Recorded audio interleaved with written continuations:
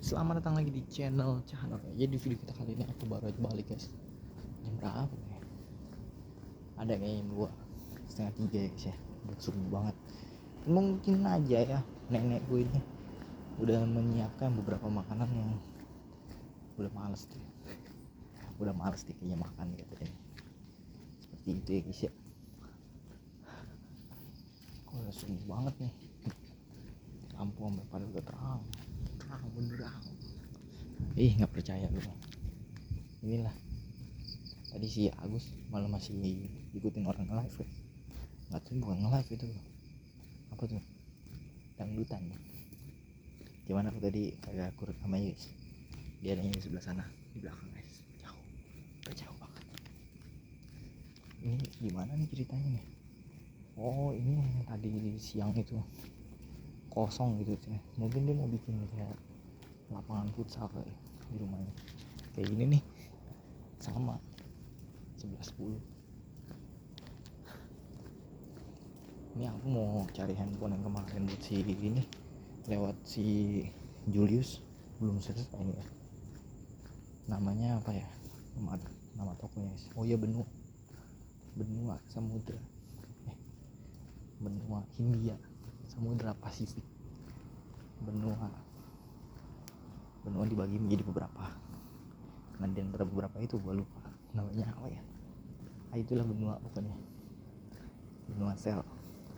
Sebelah tokonya samudra. Kocak emang namanya itu, bikin teringat selalu guys ya. Siapa itu? Suara rakitnya mau kenceng apa? Sampai keluar suaranya merdu. Seperti biasa kita bakal olahraga dulu malam yang sangat luar biasa.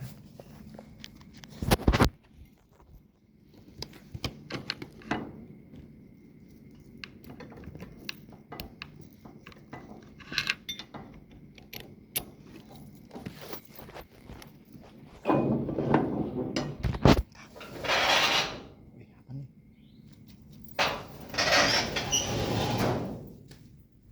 Panas.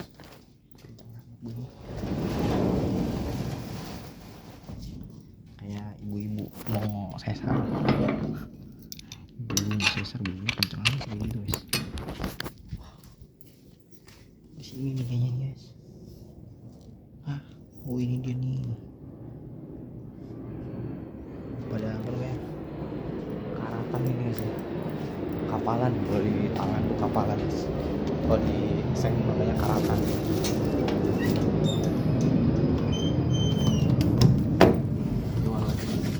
Channel ini kurang bermanfaat, tapi sebenarnya banyak istilah-istilah yang membuat manfaatnya jadi kelihatan gitu.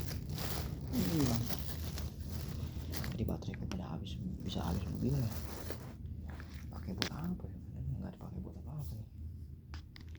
Adalah dia live 2 kali hari ini. Seharian 2 kali aku nge-live guys. Kayaknya main game ya,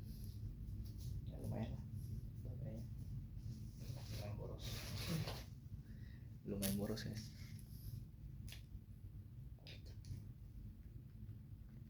Kocak game, tiba-tiba channelku ke disband pula. Kocak lagi. Udahlah, apa-apa guys, baru ke disband aja lu sedih amat. Nggak usah sedih. Yang sedih itu kalau kehilangan channel, kehilangan partner, nah itu baru sedih. Baru ke disband ya. Ini udah ke apa nih, ke strike 2 kali gitu guys channel guys. Jadi semenjak udah di strike, baru kali ini channel tiba-tiba di disband ya. 2 kali ini cuy, tapi nggak apa-apa. Itu adalah bagian dari permainan dunia gitu guys. Makin kita emosi, makin kelihatan kita kalah sama dunia. Bener kan? Itu indahnya senyumanmu, semangat hatiku. Mana ya baju gue nih? Baju ini terus yang si Udin sini pakai kan? ada yang lain, ada sih, kalau nggak merah putih, kalau nggak putih biru, kalau nggak biru ungu, kalau nggak ungu abu-abu, dan kalau nggak abu-abu merah balik guys ya. Oke, jadi karena aku juga tadi udah sempat download beberapa video, kita mau nonton dulu guys ya. Hari ini ada video apa yang harus kita tonton, random aja guys. Tapi sebenarnya udah aku planning sih yang mau tonton seperti apa. Sabar. Jadi balik kesibukan yang sangat bermanfaat, bermutu, dan berkontribusi tinggi bagi negara ini, aku pun juga suka menonton video ya. Nah ini dia nih, dapat nih guys. Langsung aja tanpa berlama-lama lagi, lagi-lagi tanpa bersama-sama dan tanpa berlama lagi. Let's go. Dalam mengurangi populasi manusia di bumi ini dengan menyebarkan penyakit baru dan mencuci otak kita menggunakan media. Kalau kalian belum nonton, gue highly recommend untuk kalian nonton video itu nanti. Di video kali ini gue bakal ceritain mengenai bagaimana masa depan akan terlihat ketika ini semua akan terjadi. Ditambah dengan perkembangan AI dan teknologi komputer yang semakin canggih. Apa yang akan terjadi sama kita, orang-orang middle class yang bekerja di bawah kaki para elit global ini. Dan apa yang bisa kita lakukan untuk bisa bertahan hidup di dunia tatanan baru ini. Reformasi apa yang akan terjadi di semua negara. Kita akan menuju distopia, sebuah dunia di mana kesenjangan ekonomi dan sosial akan berada di puncaknya, di mana middle class akan tiada, hanya akan ada si miskin dan si kaya. Kita bakal nggak punya apapun, nggak akan punya uang, nggak akan punya identitas, nggak akan punya barang, nggak akan punya rumah, dan tidak ada lagi hal yang kita miliki. Itu semuanya dikontrol dan dipegang oleh si kaya. Gue bakal kedengaran kayak orang tolol ngomongin ini dan bikin beberapa dari kalian mungkin ngakak karena ketololan gue yang bakal gue omongin di sini. Tapi gue nggak sanggup untuk nahan pemikiran gue yang akan gue share di video ini. Kita cuma punya beberapa tahun lagi untuk bisa nyelamatin diri kita sendiri. Dan gue mau kalian stay di video ini untuk dengerin gue. Gue nggak peduli kalian mau ikutin omongan gue atau enggak. Tapi saran gue, at least taruh opini gue ini di belakang kepala kalian. Dan kalau sampai suatu saat mata kalian terbuka karena ngelihat hal ini semua langsung di depan mata kalian, kalian sudah tahu apa yang harus kalian lakuin. Di akhir video ini gue juga bakal kasih duit Rp50.000 ke orang yang beruntung. Jadi tonton videonya sampai habis. So, welcome to the channel. Grab your pop. Di akhir video ini akan gua kasih 50.000. Buat apa ya 50.000? Buat beli bakso. Ingat masih ada kembali goceng. Ya itu ya. Burn and let's talk about it. Let's talk about it. Halo semuanya, gue Jos Kultam, seorang streamer. Di sini gue banyak cerita tentang pengalaman hidup, cerita-cerita seru seperti streaming, astral, konspirasi dunia, cerita-cerita misteri dan lainnya. Kalau kalian suka konten-konten seperti ini, boleh banget di subscribe biar kalian gak ketinggalan video-video lainnya. Follow juga sosmed gue yang lainnya di Instagram atau TikTok dengan nama Jos Rafki juga. Kalian bisa join membership di channel ini dengan cara klik tombol gabung atau join di sebelah tombol subscribe. Pastiin kalian sudah subscribe. Pastiin kalian udah subscribe guys. Masalahnya sekarang orang udah subscribe nggak bisa join. Nah ini masalah. Seperti nama-nama orang di sini. Oke, ini adalah orang-orang yang sudah gabung membership di channel ini. Thank you so much guys sudah mau gabung. Atau kalian juga bisa sawer gue lewat link Saweria atau dompet kripto yang ada di bawah. Dan video ini disponsori oleh diri gue sendiri. Walaupun gak ada sponsor yang masuk dari luar, setidaknya gue bisa iklanin pekerjaan gue yang lain di sini. Gue mau kasih tahu ke kalian kalau gue adalah profesional voice over artist yang udah mengisi banyak iklan brand-brand besar di Indonesia dan internasional. Mandiri, bergerak menuju masa depan. Ice, es krim kualitas dunia, pilihan Messi. Yamaha Grand Filano, the next level of your life. Space Edition, KTNG Asset of Yourself. Jadi bagi kalian yang mau pakai suara gue di proyek kalian, mau itu proyek kecil ataupun proyek gede, bisa langsung hubungi Instagram gue, josrafg.vo, itu Instagram portfolio gue. Dan bagi kalian yang tertarik untuk belajar voice over privat, juga bisa follow Instagram gue yang tadi, dan pengumuman kapan kelas akan dijadwalkan akan diumumkan di sana. Jadi The real man pakai sapu lidi Sultan. Itu kurang lebih kayak gitu guys, voice over kayak gitu guys. Jadi dia ngebacot pakai suaranya dia, dan dia dengan pede ngomongin bacotannya dia. Gitu lah kurang lebih. Ragu-ragu untuk sekedar nanya-nanya tentang voice over di akun Instagram yang itu. Thank you so much guys, kita mulai ya videonya.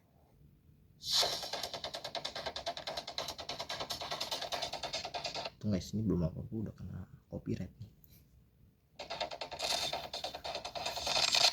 Kita semua tahu percepatan teknologi itu berkembang sejak zaman lahirnya internet. Sejak lahirnya web 2 dan sosial media, perkembangan teknologi itu tiba-tiba melejit sangat cepat, hanya dalam waktu 1 dekade. Semua informasi edukasi yang ada di dunia ini, itu bisa kalian akses hanya dari internet kecil yang bisa kalian masukin ke kantong, alias HP.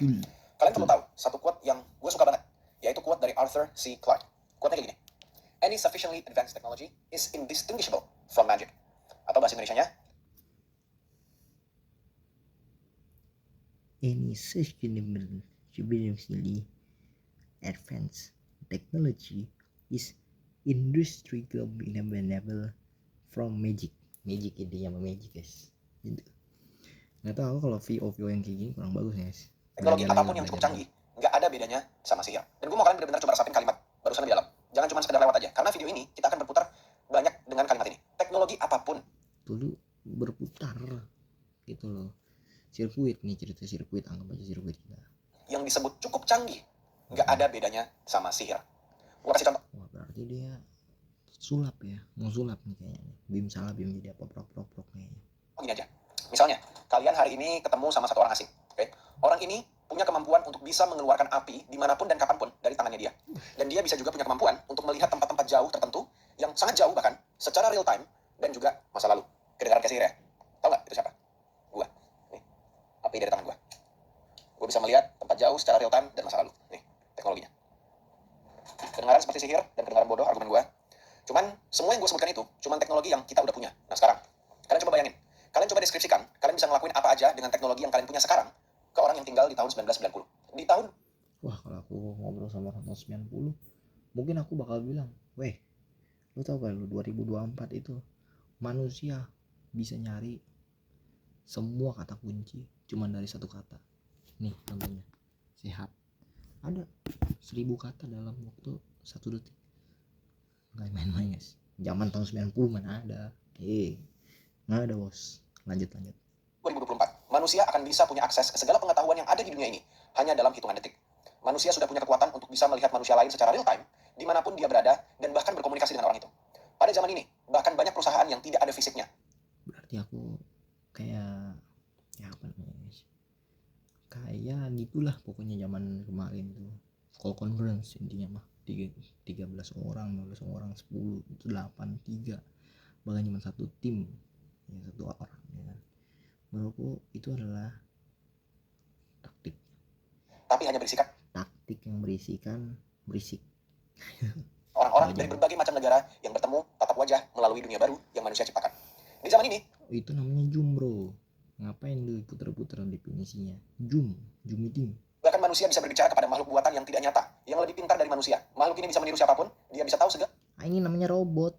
Nah robot ini tahun 90-an, tahun 2000 aja dah gak ada nih guys. 2020 udah mulai gempar.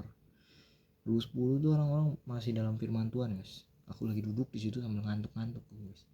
Aku dengerin orang ngomong nanti suatu saat kita bakalan ada robot yang akan menggantikan kita, makanya jangan diem aja bodoh katanya guys di gereja guys.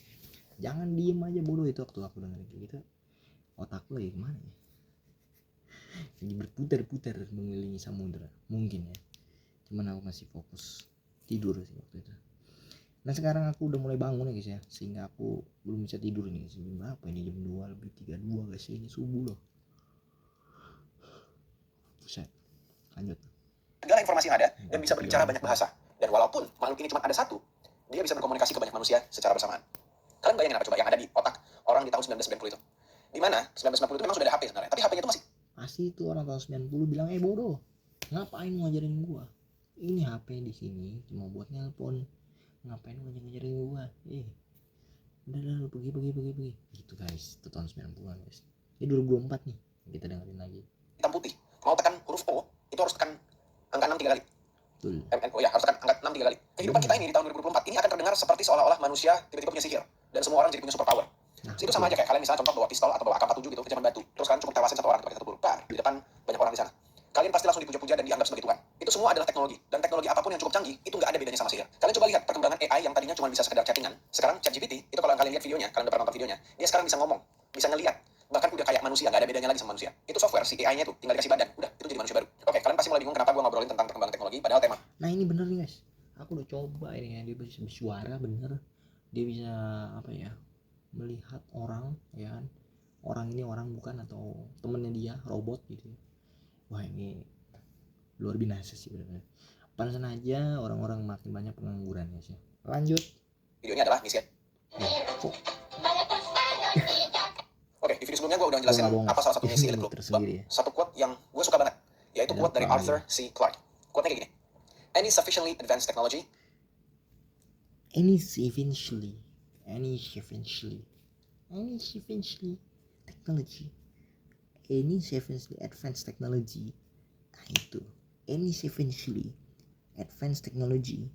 is indistinguishable from magic. Itu maksudnya yang tadi guys. Mungkin aku butuh penyesuaian lidah aja, karena lidah kita ini kan lidah kecap guys ya, lidah kecap, taunya manis aja, asam asin nggak ngerti cara bedanya. Is indistinguishable from magic. Atau bahasa Indonesianya, teknologi apapun yang cukup canggih nggak ada bedanya sama sihir. Dan gue mau kalian benar-benar coba rasapin kalimat barusan di dalam. Jangan cuma sekedar lewat aja, karena video ini kita akan berputar banyak dengan kalimat ini. Mohon maaf nih guys, aku muter-muter ke sini lagi karena memang disuruhnya memang muter lagi ke sini lagi. Ya selama ini disuruh muter ke sini, ya aku muter lagi ke sini. Lu kayak tukang ojek bang, ya memang begitulah deskripsinya channel ini. Seperti kata abang ojolku, selalu kasih bintang 5, bintang 10 kalau bisa. Bintang 7 udah lewat, 10 zamannya sekarang. 10.0. Teknologi apapun yang disebut cukup canggih, nggak ada bedanya sama sihir. Gue kasih contoh gini aja. Misalnya, kalian hari ini ketemu sama satu orang asing. Oke? Orang ini punya kemampuan untuk bisa mengeluarkan api dimanapun dan kapanpun dari tangannya dia. Dan dia bisa juga punya kemampuan untuk melihat tempat-tempat jauh tertentu. Oh iya benar juga guys, tahun 90 tuh belum ada orang megang api ya tangannya. Atau korek. Kalau dipikir-pikir lagi, orang megang korek buat apa nih? Zaman dulu guys. Buat ngerokok mungkin. Buat apa lagi? Bakar kertas. Itu mungkin bakar handphone ya. Bakar handphone pasangannya mungkin. Atau bakar apa lagi? Rambutnya. Brutal malah. Skip.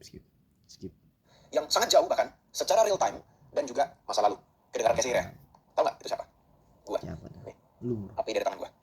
Gua bisa gila. Ini ekspektasi yang di luar kepala.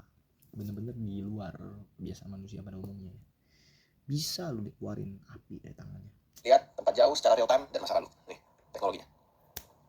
Kedengaran seperti sihir dan kedengaran bodoh argumen gua. Cuman semua yang gue sebutkan itu cuman teknologi yang kita udah punya. Nah sekarang, kalian coba bayangin. Kalian coba deskripsikan, kalian bisa ngelakuin apa aja dengan teknologi yang kalian punya sekarang ke orang yang tinggal di tahun 1990. Di tahun 2024, manusia akan bisa punya akses ke segala pengetahuan yang ada di dunia ini hanya dalam hitungan detik. Manusia sudah punya kekuatan untuk bisa melihat manusia lain secara real time. Ini sekarang intinya masalahnya apa sih sebenarnya? Kehancuran kelas menengah dan ilusi uang. Manapun dia berada dan Immortal Elixir ini gua rasa sih. Coba yuk kita lanjut lagi. akan berkomunikasi dengan orang itu. Pada zaman ini, bahkan banyak perusahaan yang tidak ada fisiknya, tapi hanya berisikan orang-orang dari berbagai macam negara yang bertemu tatap wajah melalui dunia baru yang... Oh iya benar juga nih. Timku kan banyak yang di luar negeri guys. Atau di dalam negeri yang udah punah. Cuman lewat hai, kalian gimana kabarnya? Nggak tahu dah. Sampai sekarang ini gimana kabar aku. Manusia ciptakan. Di zaman ini, bahkan manusia bisa berbicara kepada makhluk buatan yang tidak nyata, yang lebih pintar dari manusia. Makhluk ini bisa meniru siapapun, dia bisa tahu segala informasi yang ada, dan bisa berbicara banyak bahasa. Dan walaupun makhluk ini cuma ada satu, dia bisa berkomunikasi ke banyak manusia secara bersamaan. Kalian bayangin apa coba yang ada di otak orang di tahun 1990 itu? Di mana 1990 itu memang sudah ada HP sebenarnya, tapi HP-nya itu masih hitam putih. Mau tekan huruf O, itu harus tekan angka 6 3 kali. Oh ya, harus tekan angka 6 3 kali. Kehidupan kita ini di tahun 2024 ini akan terdengar seperti seolah-olah manusia tiba-tiba punya sihir, dan semua orang jadi punya superpower. Itu sama aja kayak kalian misalnya contoh bawa pistol atau bawa AK-47 gitu ke zaman batu, terus kalian cukup tewasin satu orang pakai satu peluru, di depan banyak orang di sana. Kalian pasti langsung dipuja-puja dan dianggap sebagai Tuhan. Itu semua adalah teknologi, dan teknologi apapun yang cukup canggih itu nggak ada bedanya sama sihir. Kalian coba lihat perkembangan AI yang tadinya cuma bisa sekedar chattingan. Sekarang ChatGPT itu kalau kalian lihat videonya, kalian udah pernah nonton videonya, dia sekarang bisa ngomong, bisa ngelihat, bahkan udah kayak manusia, nggak ada bedanya lagi sama manusia. Itu software, si AI-nya itu tinggal dikasih badan, udah itu jadi manusia baru. Oke, kalian pasti mulai bingung kenapa gue ngobrolin tentang perkembangan teknologi, padahal tema videonya adalah misi elit global, ya kan? Gue ngerasa gue harus ceritain dan sangat tekenin bahwa dalam waktu singkat semenjak lahirnya internet, teknologi kita itu semakin cepat perkembangannya. Bahkan bisa gue bilang itu parabolik. Kalian mungkin mengira perkembangan teknologi itu kayak garis lurus kayak gini, diagonal dia naik ke atas. Enggak, perkembangan teknologi itu parabolik kayak gini. Oke? Karena temuan teknologi berikutnya itu akan lebih mudah ditemukan berkat teknologi sebelumnya. Artificial intelligence atau AI yang kalian lihat ini itu baru permulaan. AI yang kita biasa pakai seperti ChatGPT ini baru-baru aja muncul dan sudah secanggih ini. Baru-baru aja muncul dan sudah secanggih ini. Kalau kalian nggak ngeklik apa yang gue maksud, nih gue perjelas. AI ini masih baru, dia itu masih bayi, belum bisa jalan, dan dia baru lahir. Ini itu sama aja seperti kita pada zaman 1990, di mana HP itu cuma bisa nelpon sama SMS. Bahkan kamera aja tuh belum ada di HP. Layarnya aja masih hitam putih. Dan pada zaman itu, HP sudah dilihat sebagai teknologi yang sangat-sangat canggih. Bagi kalian yang skeptik atau benci sama AI, nggak ada yang bisa kalian lakuin untuk menghentikan AI. Kalau kalian mau menghentikan AI, itu kalian harus menghentikan elit global. It is impossible. Dan walaupun AI sudah sangat canggih di tahun 2024, kalian harus ingat, AI yang kalian lihat sekarang itu adalah AI yang paling jelek. AI nggak akan lagi lebih jelek dari hari ini. Lu bayangin, AI yang hari ini kita ngomong barusan, dia bisa ngetik-ngetik sendiri itu. Udah kita punya tuh, udah bagus itu kira-kira. Ternyata itu masih bayi, masih ya kalau dibilang turunan dari turunannya lagi pokoknya. Dan ternyata nanti next time kedepannya akan ada lagi yang lebih daripada turunannya lagi. Berarti nanti atasannya lagi lebih bagus pastinya. Let's go. Kok mati deh. Kalian coba bayangin apa yang bisa dilakukan AI 5 tahun lagi, 10 tahun lagi, 20 tahun lagi. Teknologi baru apa? Gua rasa nih kalau misalnya nanti 5 tahun, 10 tahun, 15 tahun, 20 tahun lagi, yang akan terjadi adalah dia yang tidur di ranjang gua. Dia yang nonton TV di depan TV gua. Atau dia yang jalan-jalan sama istri gua nanti. Aduh, wah, nggak overthinking itu mas, bercanda guys. Lanjut. Yang bakal muncul. Sihir apa nih yang akan muncul di tahun 2040? Apakah manusia nanti bisa terbang tanpa pesawat? Yes. Apakah manusia bisa memindahkan kesadarannya ke tubuh lain? Apakah manusia bisa hidup abadi di tahun 2040? Coba kalian pikirin, apa yang kalian sebut sebagai sihir di tahun 2024? Itu mungkin sudah ada teknologinya di tahun 2040. Kita sebagai manusia yang punya kapasitas otak yang luar biasa seperti ini tuh punya hambatan, punya batasan. Tapi dengan kapasitas otak yang seperti ini, kita bisa menciptakan semua teknologi yang sudah ada dari sejarah manusia. Sekarang kalian coba bayangin, sebuah AI, sebuah entitas yang tahu segala informasi di dunia ini, dia nggak punya umur dan dia tidak bisa mati. Kira-kira AI ini bakal buat apa kalau dia punya akses ke dunia fisik? Ya juga guys ya, dia AI itu kan memang robot ya guys ya. Jadi nggak ada kondisi fisiknya tuh, wah, di luar pikiran nih. Bener juga. Tuh bisa nyala lampu, mati lampu. Ini manusia zaman batu ini. Dystopia is coming. Apa tuh dystopia? Kita tahu dari video gue sebelumnya bahwa middle class is dead. Kelas pekerja atau menengah akan mati atau bahkan sudah mati karena social economic gap yang terlalu besar. Inflasi nggak ngotak itu akan terus ada karena uang itu akan terus di-print. Middle class seperti kita yang cuma bisa kawan-kawan, susah diatur, harus dikasih makan, dikasih rumah, dikasih hiburan, dikasih subsidi, dikasih segala-galanya ini, nggak bisa. Sekarang di tahun 2024. Sekarang di nggak tahun bisa. 2035, 2040, 2050. Yakin AI cuma gitu-gitu aja. Sekarang iya, para elit global masih butuh kita. Mereka butuh pilot, mereka butuh supir taksi, mereka butuh kuli bangunan, dan lainnya. Jadi mereka terpaksa untuk memelihara kelas menengah ini. Tapi dalam jangka panjang, yang ada di dalam otak mereka di masa depan adalah, gimana caranya gue bisa hilangin mereka semua ini, dan gue gantiin dengan budak lain, yang bisa disuruh apapun, nggak ngeluh, nggak perlu makan, nggak perlu subsidi, nggak perlu sekolah, nggak perlu dikasih naik gaji, nggak perlu dipuji-puji supaya ada motivasi kerja lebih keras, dan nggak perlu dimarahin baru mau kerja. Ya budaknya itu adalah AI. Tapi gimana nih nasib manusia-manusia yang digantikan ini? Mereka bakal punya tempat tinggal juga, tetap sama. Tapi di tempat yang sangat kumuh dan kecil. Di tempat yang sangat terpisah dengan para orang kaya. A very, very dystopian scene, kayak di film-film. Di tempat kumuh ini adalah semua tempat kejahatan bersarang. Karena semua orang itu desperate dengan uang. Uang akan semakin susah dicari. Karena UMR itu naiknya nggak sejajar dengan inflasi. Orang-orang miskin itu juga akan ogah untuk punya keturunan. Karena semua barang itu mahal. Karena inflasi. Menikah, tapi tanpa punya anak, akan menjadi tren masa depan. Dan bahkan sudah mulai terjadi sekarang. Orang nggak akan sanggup lagi beli rumah, dan mereka cuma bisa sewa dan menyewa. Yang dimana rumahnya itu sendiri dimiliki sama orang-orang yang tinggal di kota besar, alias orang kaya. You will own nothing. Orang yang bisa kerja di kota akan dianggap punya status di keluarganya. You will own nothing katanya guys. Lu ngerti gak tuh? Kamu akan nggak punya apa-apa. Itu serem banget tuh kalimatnya. Lanjut guys. Atau di tetangganya. Yang padahal kotanya itu cuma berjarak beberapa ratus meter aja dari tempat dia tinggal. Pekerjaan apa nih yang kira-kira dikerjakan sama mereka di kota besar? Kemungkinan besar ya menurut gua yang ada di pikiran gue sekarang itu adalah pekerjaan yang secara essence lebih bisa dikerjakan atau lebih menarik kalau dikerjakan oleh manusia. Seperti apa? Yang baru bisa gue pikirin saat ini itu cuma di bidang entertainment. Jadi kayak petarung UFC misalnya, adu jotos-jotosan, tukang tinju, prostitusi itu pasti sudah ada, penyanyi panggung atau bahkan bentuk entertainment lainnya. Suasana kotanya ini akan sangat distopian parah. Dan mungkin gue di sini terdengar udah kayak ngawur minta ampun ya, udah kayak gue cuma kayak menjelaskan sebuah film fiksi. Tapi kan coba kalian ingat gimana gue tadi menjelaskan teknologi itu gak jauh beda sama sihir. Ingat gak gimana rasanya pas gue tadi menceritakan teknologi-teknologi tahun 2024 ke tahun orang-orang di tahun 1990. Terdengar sangat fiksi kan? Terdengar seperti sinopsis film kan? Gak ada bedanya sama yang barusan gue ceritain. Ini gambaran pemandangan kota yang dibayangkan ChatGPT 4o pas gue chat ke dia ketika gue bikin naskah video ini. Ini adalah gambaran dia mengenai kota tahun 2050 ketika AI sudah berbentuk robot dan segregasi antara orang kaya dan si miskin akan semakin besar. Dan kalian perlu tahu ya, yang segregasi antara si orang kaya dan si miskin ini bukan gue yang buat. Itu dia sendiri ceritain. Dan menurut gue, ini adalah gambaran yang sebenarnya masih cukup oke sebenarnya, nggak parah-parah amat. Yang gue pikirin tuh jauh lebih parah. Mau tahu parahnya gimana? Lihat aja Hong Kong. Udah terjadi sekarang. Seperti yang gue ceritain tadi. Lebih parah malah. Satu keluarga cuma tinggal di satu ruangan yang ukuran itu nggak jauh beda sama peti jenazah. Sementara beberapa ratus meter dari tempat mereka tinggal, itu banyak sekali gedung-gedung mewah, perkantoran, mall, hotel, dan lain-lainnya.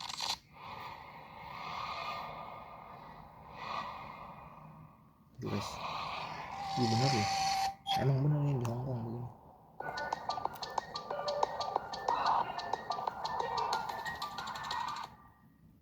Rasanya nggak afdol gitu kalau misalnya gue nggak ngomongin cara kerja uang sebenarnya di video ini. Karena uang adalah hal yang dikontrol sama elit global. Kalau kalian setidaknya ngerti cara kerja uang, kalian setidaknya ada gambaran gimana cara kerja elit global, supaya kalian nggak terperangkap lagi dalam perangkap mereka ini. Kalian perlu tahu kalau uang itu yang kita pakai saat ini, uang yang kita pakai, yang kalian taruh di dompet kalian itu, ini sebenarnya adalah sebuah sistem yang baru-baru aja dibuat. Belum ada umurnya 100 tahun. Dulu banget kita tuh pakai barter. Lalu singkat cerita kita pakai benda-benda indah untuk dijadikan nilai tukar, seperti misal kerang atau perhiasan. Cuman pada zaman ini tuh akhirnya diketahui bahwa kerang itu gampang banget ditemuin di pantai, di pasir. Dan akhirnya kerang jadi terlalu banyak dan inflasi, jadi tidak ada harganya lagi. Inflasi, jadi tidak ada harganya lagi. Ingat kata itu. Lalu kita pindah menjadi koin emas, perak, sama tembaga. Cuman pada saat ini, orang-orang yang bikin koin emas ini, itu tuh mereka bikin koin emas, mereka kumpulin koin-koinnya. Terus mereka kikis nih, serpihan-serpihan koinnya ini. Lingkarannya itu lingkaran paling luar yang mereka potong. Terus serpihannya ini mereka leburin lagi, dibikin koin baru lagi. Terjadi lagi inflasi. Jadi akhirnya uang itu kita ganti. Terus kita pindah lagi ke uang kertas, ke uang modern. Yang dulunya itu berfungsi sebagai voucher emas. Jadi kalau kita dulu pergi ke bank dan ngambil uang kertas 10.000 misalnya, Ini contoh ya, walaupun kita nggak bisa ngambil uang 10.000 harus dalam jumlah banyak. Cuman kira-kira gini, kita datang nih dengan uang kertas 10.000. Kita bisa datang ke sana, terus kita tukar emas secara fisik senilai uang 10.000 tadi. Emas dan uang kertas itu sama, nggak ada bedanya. Jadi kertas itu cuma sebagai voucher. Hingga akhirnya bank sentral, si orang yang nyetak duit dan menyimpan emas itu sadar kalau mereka bisa ngeprint uang kertas lebih banyak daripada emas yang mereka simpan. Karena Lebih ternyata banyak, orang-orang itu di luar sana guys. lebih senang pegang uang kertas daripada emas fisik. Nah lu kok bisa begitu bro? Kenapa nih? Ya kan bukannya megang duit lebih banyak, lebih bagus, kelihatan banyak duit, ya kan? Nah gimana coba lanjut. Jadi nggak ada yang mau nukerin uang kertas mereka itu dengan emas. Nggak ada yang ngecek apakah emasnya itu ada di brankas atau enggak. Karena uang kertas itu lebih praktis. Mungkin dalam lacinya adanya emas ini kali, Mas Bowo mungkin lagi nongkrong, lagi nonton TV mungkin, atau lagi minum jus, ya kan, sambil nongkrong dia, ya kan. Lanjut Mas Bowo. Lebih ringan, dan orang-orang itu sudah terlena menggunakan uang kertas sebagai penggunaan sehari-hari. Sehingga di Amerika, Presiden Nixon pada tahun 1971 menghilangkan secara resmi gold standard ini. Karena tiba-tiba banyak negara-negara lain yang minta emas mereka balik.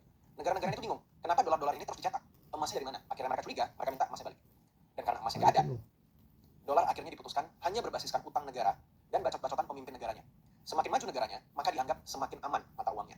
Dan inilah yang disebut dengan fiat system, atau mata uang fiat, atau fiat currency. Fiat sendiri, itu dalam bahasa Latin. Ini namanya fiat, yes. Bukannya fiat, Valen, bukan nyanyi. Ya, lanjut. Artinya adalah, Nyanyi, maka bro. terjadilah. Atau bahasa Inggrisnya, let it be done. Let Atau kasarnya, it be done. udah percaya, ini uang aja nih. Percaya aja ini uang. Yang gue sebelnya adalah, kalian kalau lihat dolar, kalian lihat tanda-tandanya. In God we trust. In God we trust. Pakai nama Tuhan juga. Taruh di dolar. Yang aslinya itu uangnya itu nggak ada artinya. Itu Amerika di tahun 1971. Padahal sebenarnya kejadian mereka nyetak duit berlebih itu, kejahatan ngeprint duit ini, itu sudah terjadi sejak 1920-an. Jadi 50 tahun mereka nggak ketahuan. Nah, gimana nih kalau di Konoha? Ya sama. Konoha juga dulu pakai gold standard, tapi di tahun 1949 sampai 1950, akhirnya Konoha berubah menjadi fiat system. Dan ini gue jamin, nggak bisa kalian search di Google atau dimanapun, tanggal kapan mata uang Konoha ini tiba-tiba lepas dari gold standard. Tahu nggak kenapa? Ya karena orang-orang di atas itu nggak mau kalian tahu mengenai hal ini, mereka tuh nggak akan ngajarin kalian di sekolah, dan nggak akan pernah diajarin di sekolah. Mereka mau. Dulu nggak takut hilang apa lu dari permukaan Indonesia ini?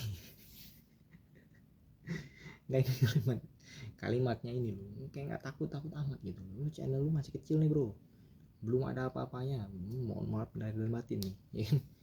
Ini lama-lama gue bingung nih, kenapa nih orang bisa begini ya pola pikirnya.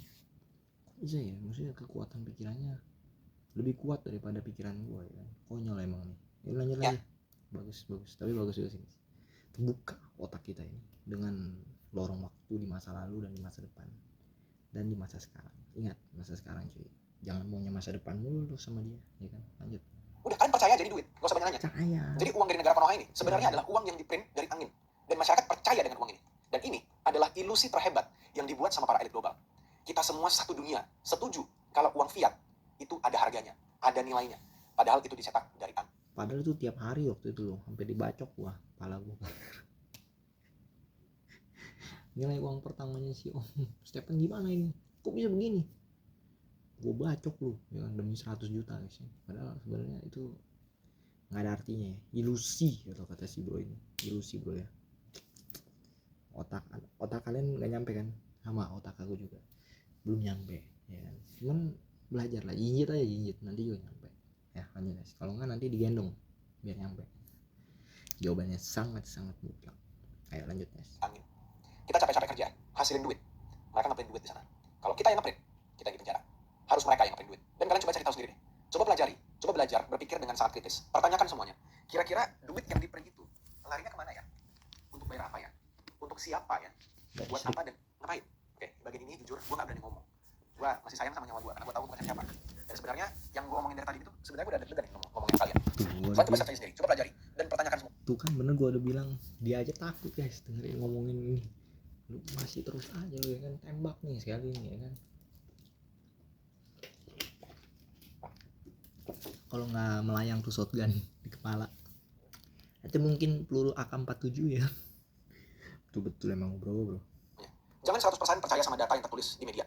Bahkan data itu aja kadang bisa gak akurat, karena itu masih manusia yang nulis. Bisa aja salah atau gak akurat. Masih dimanipulasi. Itu intinya kan mau ngomong itu kan. Who knows? Jadi gini, orang-orang yang setuju dengan sistem print duit ini di luar negeri ya, itu punya logika seperti ini. Ketika mereka nyetak duit, itu perusahaan-perusahaan besar, jadi bisa produksi barang dan jasa lebih banyak. Mereka bisa bayar karyawan, bisa menerima karyawan baru karena produksinya semakin besar, ya kan?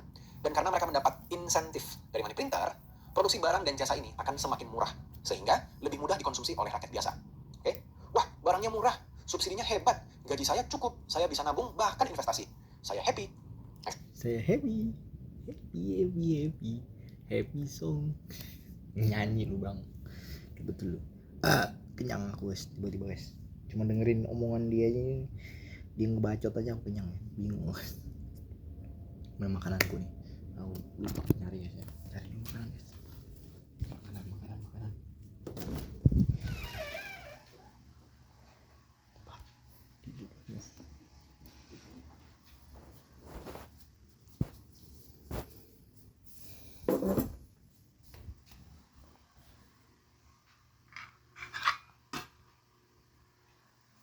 Oh ini tadi bekas apaan ya boy?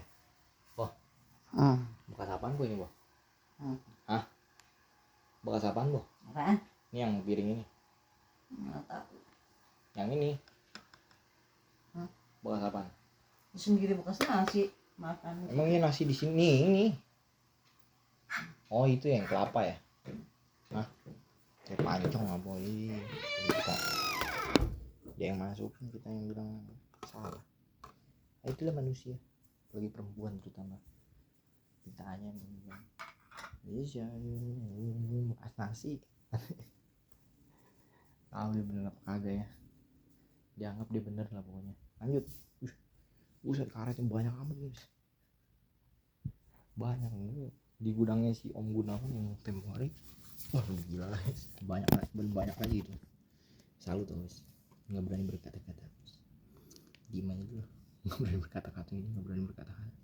Beranilah mengantisipasi. Make sense ya? Make sense.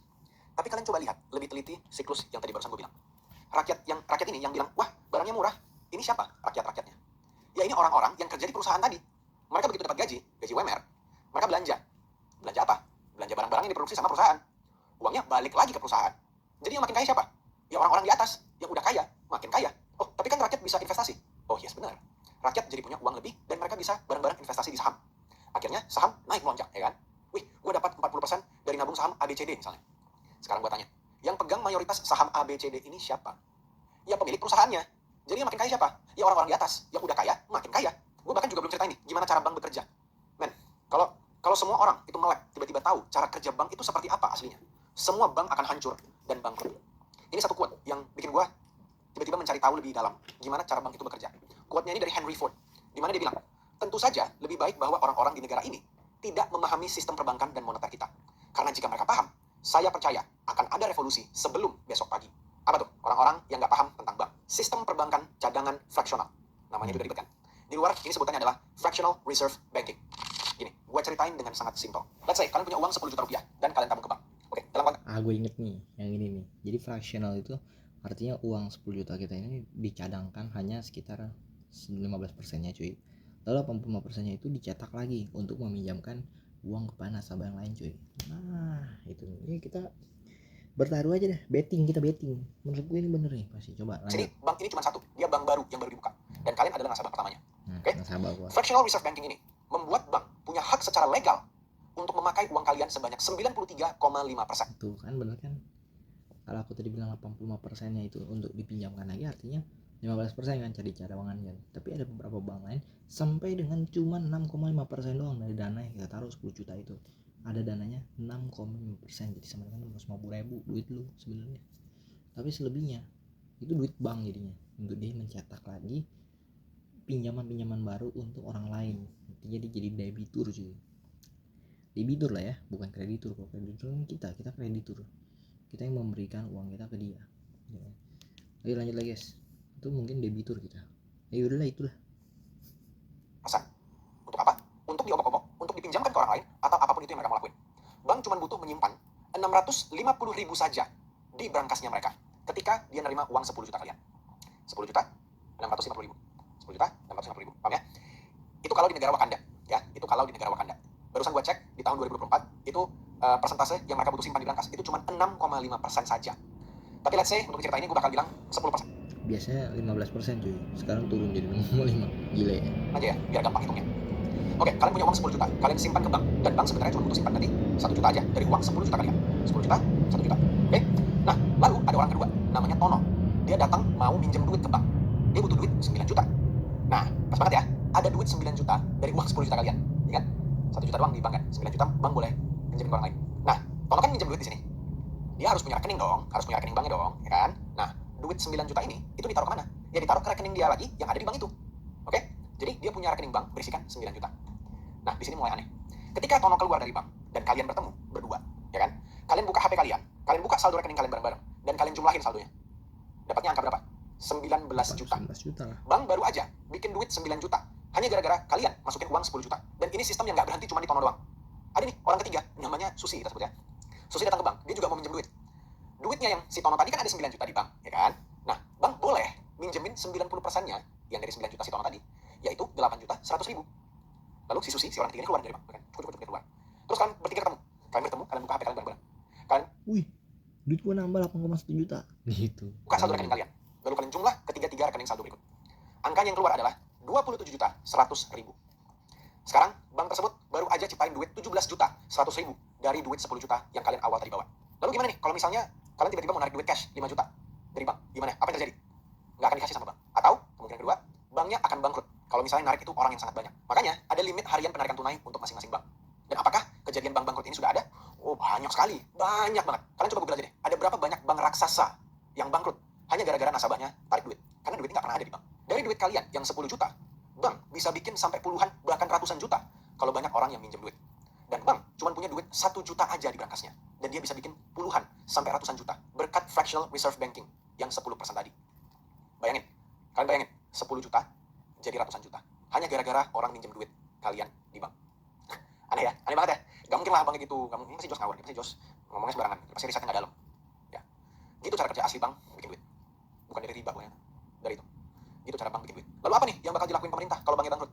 Kan nasabah-nasabah ini jadi miskin gara-gara duit. Enggak, kan ada LPS, lembaga penjamin simpanan. Dia akan memberikan penggantian sebanyak 2 miliar rupiah kalau misalkan bank tersebut sedang keadaan kolaps atau bangkrut, cuy. Lanjut. Mungkin sampai 2 miliar dah duit lu di bank. Contoh dia kondisinya ya. Kalau tapi ya lagi semua orang beda-beda ya guys ya dalam kasus ini.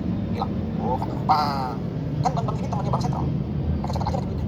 Print aja lagi. Ini tweet Elon Musk yang belakangan ini. Dia fotoin cara kerja bank yang ada di tutorial cara kerja perbankan di game Monopoly. Kalian baca sendiri. Coba pikirin kira-kira game Monopoly-nya ini sama nggak dengan penjelasan gue barusan. Jadi kan paham nggak sih sebenarnya cara kerja kaum elit ini? Semua tipu daya muslihat yang mereka buat ini, kungfu-kungfunya ini, itu cuma bikin mereka stay di atas dan kita tetap di bawah. Mesin money printing ini hanya akan memperbesar gap si kaya dan si miskin.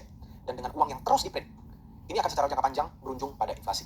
Dan apakah kalian tahu inflasi sudah segila apa sejak merdeka? Konoha. Mungkin kalian pernah dengar ya cerita kalau orang tua kalian itu dulu kalau misalnya mau beli bakso itu harganya cuma 100 gitu. Beli shampoo cuma harganya 50 gitu. Atau misalnya dia jajan beli baju mahal. Dulu katanya cuma 3 perak tuh kata nenek gue yang tadi yang gitu guys. 3 perak di bakso. Sekarang 45.000. Kalian nih benar-benar jadi pinter deh nonton channel gue ini. Guys, padahal mataku udah mulai agak sakit ya. Tapi nggak apa-apa, kita masih terus lanjut gaspol. Kita habisin memori kita ini. Berapa sih udah 38 menit cuy. Nggak wes, masih ada sisa sekitar ya 11 menit lah ya. Lanjut, nanti ada campurannya kok videonya guys. Di ini aja, diamin. Campur guys, campur. Lanjut guys. Mahal itu, harganya cuma 2.000. Sakit perut lu kemarin, semua masih campur, heran gua. Kenapa bisa gitu ya? Aneh. Pernah dengar ya? Pasti pernah. Pernah. Terus kita sekarang beli bakso harganya 10.000, beli shampoo 20.000, 30.000, dan ya beli baju paling murah 100.000. Dan dengan itu aja itu udah kedengaran gila ya inflasinya ya. Bro, ini beli bakso di mana nih, Ceban? Kalau ada Ceban gue beli dah. Di depan rumah gue Ceban, gue beli goceng aja waktu itu gue dimaki-maki. Iya, itu gara-gara nawar ya. Maksud gue beli Ceban, habis sakit perut, makanya gue nego. Goceng dah udah, goceng aja karena kebetulan lapar nih. Udah agak gak ngotak gitu gedenya. Terus kalian pernah nggak dengar wacana tahun 2010 kalau mata uang Konoha itu mau dipotong 3 nol di belakangnya. Jadi misalnya 100.000 jadi 100, 50.000 jadi 50 dan seterusnya. Tujuannya ini supaya mata uang itu angkanya itu lebih kecil dan gak gede-gede amat. Kalau kita bandingin sama mata uang dari negara-negara lain. Jadi bisa lebih dipercaya lah mata uangnya. Gara-gara inflasinya yang kurang ajar. Jadi mau disembunyiin tuh inflasinya. Pernah ya? Kalian pernah dengar sih ya tahun 2010 ini? Betul sekali. Betul. Bahkan akhir-akhir ini juga mau digonjang-ganjingkan untuk dihilangin 0,2. Kan memang terlalu jauh sih gapnya. Ibaratnya lu punya uang 500 M sama orang luar negeri yang punya uang 50 M gitu ya angkanya, itu bahkan cuma 5 M aja lu ngebeli 500 M nya Indonesia guys gitu. Makanya gak heran aku bilang kayak $1 nya 16.000 satu nih $1 dong, $1 tuh bukan uang lembaran yang gimana ya, 100 tuh baru satu. Jadi kalau dia dibandingin dari 1 ya ke 16.000, satu dia loh, 1 banding 16.000 guys, gila loh. Jauhnya begitu jauh tuh, bukan jauhnya biasa lagi, jauhnya begitu sangat jauh boy. Yes, ilmu banget nih, kepala aku sampai nyut. Itu namanya redenominasi. Jadi gini, gimana kalau gue bilang ke kalian, kalau tahun 1965, lebih tepatnya 13 Desember 1965, Konoha sudah pernah melakukan redenominasi dengan menghilangkan 3 nol di belakang. Gue yakin kalian gak ada yang tahu soal ini dari edukasi formal. Buset, kalau misalkan 3 nol di belakang, hari ini uang gue udah 1 miliar loh. Bener gak? Betul sekali bor, pantesan aja. Rugi dong kalau yang kemarin kita jual harganya 9.000, harusnya 9 juta. 9 juta, 900 juta bos. Ih gila.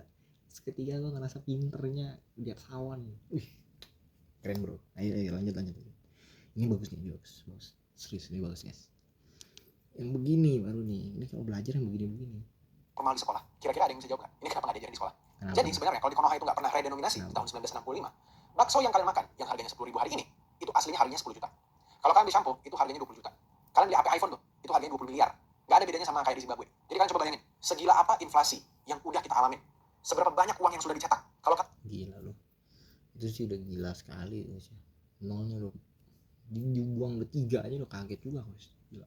kalian nabung di bank dan kalian cuma pendemin di bank, kalian makin miskin. Dan ingat, di awal video gue tadi tentang ngomongin teknologi, di mana semua orang itu punya akses ke informasi publik apapun lewat HP. Kalian perlu tahu, informasi seperti ini yang gue sampaikan kalian ini akan menyebar seperti layaknya sebuah virus. Informasi yang gue sampaikan ini, itu gue dapat juga dari orang lain, dari internet juga. Gue harus kasih kredit ke Timothy Ronald. Gue tahu dia orang yang kontroversial, tapi kalian gak usah peduliin. Kalau kalian gak suka sama orangnya, gak usah peduliin.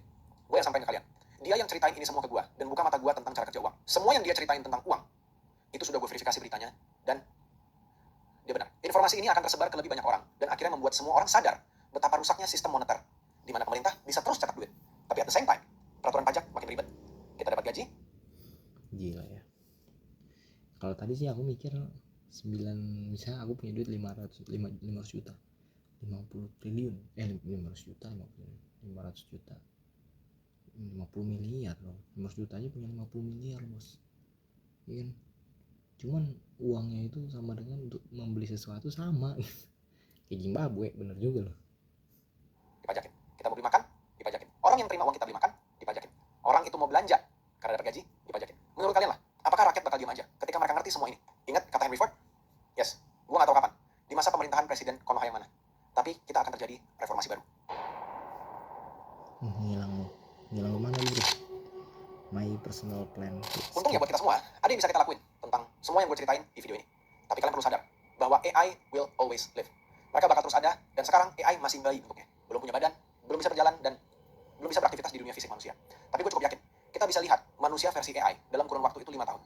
Let's say 2030 lah. Atau bahkan dia nggak perlu punya badan kayak manusia. Bentuknya itu bisa robot-robot kayak biasa aja. Dan itu bisa menghentikan semua pekerjaan kita. Nah, di rentang sekarang, sampai tahun 2030 inilah, kalian masih punya jendela waktu untuk cukup lama, untuk bisa merubah hidup kalian, dan bergerak dari kelas menengah, atau dari bawah, jadi kelas atas. Ingat, di akhir nanti cuma ada si miskin dan si kaya. Gak ada yang di tengah-tengah. Sorry to say, tapi cuma itu caranya. Kecuali kalian bisa hidup sendirian di hutan gitu, atau misalnya kalian bisa hidup. Nanti cuma ada si miskin dan si kaya. Gak ada yang di tengah-tengah. Bener, mendingan gue jadi orang hutan aja lah. Gini. Jadi orang hutan gak ribet. Misalnya nelpon orang tim-tim yang bebel gitu. Sorry to say, tapi cuma itu caranya. Sorry to say. Kecuali kalian bisa hidup sendirian di hutan gitu, atau misalnya kalian bisa hidup di alam gitu. Gak Nah, ketemu sama aku mesti nanya istri gue, calon istri. Kira-kira kalau misalnya kita tidak tinggal di kota, tinggal di hutan, gimana menurut kamu? Bagus kan ide gue ini? Kayaknya bagus ya. Kalau menurutku sih bagus. Nyamuknya dong yang nggak tahan. Nyamuk hutan. temen jarak, kalian gak butuh PLN, kalian gak butuh listrik, kalian gak butuh air bersih dari PAM gitu, gak butuh apapun dari pemerintah. Well, bahkan sebenarnya tinggal di hutan aja ilegal sebenarnya. Kalian coba pikir deh, kita satu-satunya makhluk hidup yang kalau kita lahir, kita tuh perlu bayar. Gimana sih? Ilegal lu. Lu kalau ilegal begitu tangkep lu sama polisi hutan namanya. Ada. Ke pemerintah, kita tuh gak bisa hidup bebas, gak bisa. Manusia hidup kayak monyet di hutan, itu ilegal, itu pangan negara. Oke. Ini nih yang bisa kalian lakuin, at least untuk mulai. Sekali lagi, ini hanya untuk mulai. Ini bukan cara pindah untuk atas, ya. Ini cuma baby step-nya aja, permulaannya aja. Pertama-tama, kalian wajib bisa bahasa Inggris. Harus bisa. Nggak boleh nggak bisa. Karena dengan kalian bisa bahasa Inggris, kalian bisa mengakses jutaan informasi di dunia ini dan dapetin ilmu baru. Ilmu bakal jadi sangat berharga di masa depan. Apalagi kalau kalian bisa bekerja dengan orang di luar negeri tapi tinggal di Indonesia, itu kalian dapat gaji yang sangat bagus. Yang kedua, kalian wajib belajar AI pakai ChatGPT, pakai AI yang lain, dan coba pelajari itu semua dari YouTube atau dari tempat lain. Coba pelajari cara menggunakannya gimana. Kalian coba implementasikan AI di dalam pekerjaan kalian, di dalam bisnis kalian. Gue sendiri sudah pakai AI tiap hari. Kalian bakal kaget betapa hebatnya AI ini. Dan nanti kalian bakal sadar, AI ini tuh gak mungkin dimatikan atau dihilangkan sama negara. Karena ini sangat menguntungkan orang-orang di atas. Yang ketiga, kerja segiat-giatnya dan segila-gilanya di rentang waktu ini. Dan kumpulin sebanyak-banyaknya uang. Lalu semua uang itu kalian investasikan ke aset yang liquid. Dan aman jangka panjang. Aman jangka panjang. Ya, bukan kalian masukin hari ini, terus kalian lihat drawdown tiba-tiba turun 20%, kalian Jangan ketawa-ketawa Anda. Isi tahu pikiran Anda ini apa? aduh panik portofolio turun kemarin. Enggak. Jangka panjang, ya. Kalian harus masukin hari ini, tariknya itu mungkin 5 tahun, 10 tahun lagi. Paling pendek 2030. Dan ingat, ini harus liquid. Jadi kalau kalian mau cari investasinya, itu cepat. Kalau gue pribadi, semua uang gue itu ada di Bitcoin. Kalian boleh bilang gue gila, tapi gue bodo amat. Gue sudah dalamin Bitcoin lebih lama dari kebanyakan orang yang gue temuin. Kalau kalian nggak percaya kripto, nggak apa-apa. Silakan invest di saham dan emas. Kenapa di sini gue bilang kumpulin uang sebanyak-banyaknya dan investasiin semuanya? Karena kalau kalian investasi dengan duit cuma 10 juta, ya, kalian investasi nih, tapi pakai duit uang cuma 10 juta aja nih. Let's say investasi kalian itu naik 100%, kalian jackpot. Berat 100% dalam setahun. Itu kalian cuma dapat 20 juta. Sementara kalau kalian masukin uang 100 juta dan naik 100%, itu uang kalian jadi 200 juta. Itu bisa lebih berdampak di hidup kalian. Gedein kapital kalian dulu, oke? Invest di otak kalian. Cari pekerjaan yang lebih bagus, cari pekerjaan untuk bisa ngasilin duit lebih banyak. Dan dengan kalian investasi dengan kapital yang gede, kalian bakal rasain pelipat gandaan duit yang kalian nggak pernah rasain. Dan itu sudah gue rasain. Ini tujuannya supaya kalian bisa naik ke atas, ke kelas yang kaya, bukan miskin. Ingat ya, cuma ada dua nanti, si miskin dan si kaya. Ini kayak si Ernest ya mukanya. Si miskin ini akan cuma pasrah dan bersyukur puas dengan pekerjaan dia yang gajinya itu cuma pas-pasan. Ingat ya, bersyukur boleh, puas jangan. Akhirnya orang-orang miskin ini akan ngutang ke pinjol buat beli iPhone karena gengsi di sosial media gara-gara dia pakai Android. Dia akan berujung gagal bayar ke pinjol. Akhirnya dia cari cara instan. Dia main judi online. Dia menang. Lalu merasa paling hebat, wah gue jago nih judi online. Gue tahu nih seluk-beluknya supaya gue bisa menang lagi. Akhirnya dia all in karena rakus di judi online. Lalu akhirnya dia nggak punya duit buat bayar makan, buat bayar listrik, buat bayar tagihan, dan dikejar-kejar sama debt collector. Akhirnya dia akan tewasin orang lain buat ngambil duit. Dan ini sudah banyak sekali beritanya. Atau dia akan karena stres dan ini juga sudah banyak beritanya. Jadi semiskin apapun kalian, jangan pernah ngutang, apalagi buat healing, nggak penting. Atau beli barang yang nggak ada gunanya, nggak ngasih benefit apa-apa ke kalian, cuma nambah gaya kena gengsi doang, nggak, bodoh itu namanya. Kalau butuh dana cepat, gue lebih rekomen kalian gadai barang kalian daripada ngutang. Gadai, bukan ngutang. Masalah duit ini sebenarnya panjang banget, dan gue nggak ngerasa gue channel yang tepat buat ngajarin kalian soal duit. Gue sangat rekomen kalian itu nontonin Timothy Ronald aja. Abaikan aja kripto-kriptonya kalau kalian ngerasa dia ini nipu-nipu jualan kelas. Gak usah ikut kelasnya, nggak apa-apa. Tapi setidaknya kalian coba tontonin video channel pribadinya dia. Dan please, kalian yang nggak suka sama dia, coba kosongin gelas dulu deh, kosongin gelas di kepala kalian. Coba buang rasa bencinya dulu. Kalian coba nonton masalah tentang dia cerita sejarah uang dan pekerjaan dan lain-lainnya. Oke? Dan sebenarnya di video ini tuh gue pengen bahas lebih dalam lagi tentang kungfu lain yang dilakukan sama elit global dan apa yang bisa kita lakukan. Terlepas apakah penyakit baru itu akan muncul atau enggak ke depan ini. Kita harapkan aja semoga enggak. Tapi kalau emang penyakit ini beneran enggak muncul dan kita beruntung ya, jadi semuanya sehat-sehat aja gitu. Kalian tetap akan ditabrak kehidupannya sama AI dan sistem moneter yang amburadul. At least gue bisa kasih ilmu ke segelintir orang yang udah nonton ini sampai akhir. Gue sebenarnya mau ngomong mengenai hal ini, mengenai hal depopulasi manusia sebenarnya dan gimana kita bisa keluar dari lubang ini bareng-bareng. Cuman ya kalian lihat segera di video, wah panjang minta ampun. Dan sesuai janji gue mau bagi-bagi duit 50.000 ke orang yang beruntung. Kalian coba jawab negara apa yang gue sebutin di video ini yang fractional reserve bankingnya itu 6,5%. Ingat ya, negara yang gue sebutkan namanya. Jangan sebutkan negara yang gak gue sebutkan. Oke? Lalu di akhir jawabannya kalian tambahin kata forever tanda seru. Dan jangan tambahin kata apapun lagi di depan sama di belakangnya. Jadi komen kalian itu isinya cuma 2 kata. Contoh, misalnya nama negaranya adalah Kanada. Oke? Isi komen kalian menjadi 2 kata doang. Kanada forever. Tanda seru. Kalau kalian mau komen-komen tentang hal lain, pastiin kalian komen di komen yang berbeda. Udah itu aja. Kalau kalian masih mau dengar tentang bacotan gue lagi, silakan request di bawah. Kayaknya bahas elit global barat versus timur itu juga kan menarik ya. Kalau kalian belum pernah nonton video gue yang pertama, kalian bisa nonton video gue di sini. Oke, nonton video pertama di sini. Atau kalian juga bisa nonton video gue yang berkonspirasi-konspirasi lain yang lebih entertaining itu di sini di bawah sini. Udah itu aja. Thank you so much guys. See you in the next video. See you in the next video. Customer nih. Iya, Ya, customer nih. first customer merah. Push customer merah. Tukang keluar nih. Nah, ini gue demen nih. Demen nih gue nih ngeliat orang-orang lagi makan di pinggir jalan ya kan, terus habis itu dia beli bang yang enak apa bang, pesenin yang paling enak bang, warna merah gitu ya tadi ya. Mau ngumpul di sebelah situ soalnya tadi. Telur merah. Jadi bikin macet jalannya kecil soalnya. Macet lu lalu balik lagi di Selamat sore channel. teman ya, sebelumnya apa kabar teman semuanya. Jadi kali ini kita pengen jajan di sore kali ini ya. Kita ada di daerah railway station. Yuk, Railway kita station. mau jajan. Kayak kita pengen jajan telur ya. Udah lama kita Ini rame banget ini di sini nih, di India nih. Den ya, suara mobilnya kayak suara mobil bapak gue yang udah sangat mahir dari populasi. telur goreng, telur rebus ataupun yang lainnya yang ada di sini gitu. Halo. Mana balik? Ya, bacit. Kosa-kosa menu. Batau kita kosa-kosa. Amlet. Ande boleh. Chalo. Kitne price? Ek ande kitne? Ya, amlet. Petis. Ande galas manis. Repetis. Jangan sama sana. Jangan manis. Jangan manis. Ayo, bawahnya gitu lah guys ya. Kalau kalian nggak tahu artinya apa, kalian cari tahu. Kan so tahu ya udah bagus lah. Kalau kalian sama sekali nggak ngerti ya udahlah, oh, emang udah takdirnya begitu. 25 petis kan? Doan deh. Tunggu dulu emang bahasa India ada bahasa Inggrisnya juga 25 gitu. Orekan deh gitu nih. Mereka nggak Yes, oke, ham doan deh bread omelette or doan deh full fried. Oke? Or boil. Boil bola. Iya bola? Masa? Aja no rupiah. Aja no rupiah. Satunya 9 rupiah guys. Oke. I cannot oke. Bread omelette bro. Kita pengen pesan yang bread omelette guys. Nih, yang jual adik-adik ya. Oke. Adik. Kurang mix, baik adik. Pias masala dulu. Sap mix. Tuh masalah. Halo, Anda. Oke. Dia balik ke Dono. Ini di sini bocil lu pasnya bener guys. Bocil nih kayaknya umurnya baru 14 tahun nih kayaknya. Udah dagang, udah ngocok-ngocok telur gini. Kayak gua dulu nih kayaknya nih. Cuma bedanya gua jalan gitu kan, jalan. Gua dia diem nongkrong di satu toko gitu. Bagus sih di satu toko. Bagus banget. Yang jual adik-adik. Tapi boleh lah. Masih kecil sudah berbisnis, the best. Tuh kan, Oke, ini kita kan lihat langsung. baru umur 14 guys, masih bocil ini. Proses pembuatan bread omelette. Lihat guys.